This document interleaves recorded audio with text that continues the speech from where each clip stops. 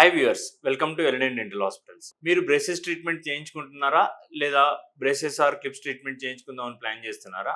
అయితే ఈ టిప్స్ మీకోసమే. మామూలుగా ఏమవుతుందంటే బ్రేసెస్ ట్రీట్మెంట్ చేసినప్పుడు మనం ఒక క్లిప్ పెట్టి దానిపైన వైర్ పెట్టడం జరుగుతుంది. సో మనం రోజు తింటా ఉన్నప్పుడు ఏమైందంటే అక్కడ ఫుడ్ అనేది ఇరికిపోయి సో మనకు చిగుర్లు అనేటివి కొంచెం స్వెల్లింగ్ లాగా రావచ్చు. దాన్ని ఏమంటామంటే బ్రేసెస్ జింజివైటిస్ అంటాం. సో దీనికి గల ముఖ్య కారణం ఏంటిది అని అంటే మనం తిన్నప్పుడు అక్కడ ఫుడ్ ఇరుక్కోవడమే అన్నట్టు. సో కొన్నిసార్లు ఏమవుతుందంటే చిగుర్లు బాగా ఉబ్బిపోయి దాని నుండి బ్లడ్ రావడము, లేదు ఇంకా సివియర్గా వెళ్ళిపోతే ఈ బ్రేసెసే కవర్ అయిపోతాయి చిగుళ్ళు వాచిపోయి. సో అట్లాంటి టైంలో ఏం చేయాలంటే మళ్ళీ మనం లేజర్ తోటి ఆ గమ్మంతా కట్ చేయాల్సి వస్తుంది. సో ఇదంతా కాంప్లికేషన్ మనం అవాయిడ్ చేయాలనుకుంటే సింపుల్ అండి. బ్రేసెస్ ట్రీట్మెంట్ తీసుకున్నప్పుడు మీకు డిఫరెంట్ టైప్ ఆఫ్ బ్రష్ వస్తుంది బ్రేసెస్కి క్లీన్ చేసుకోవడానికి.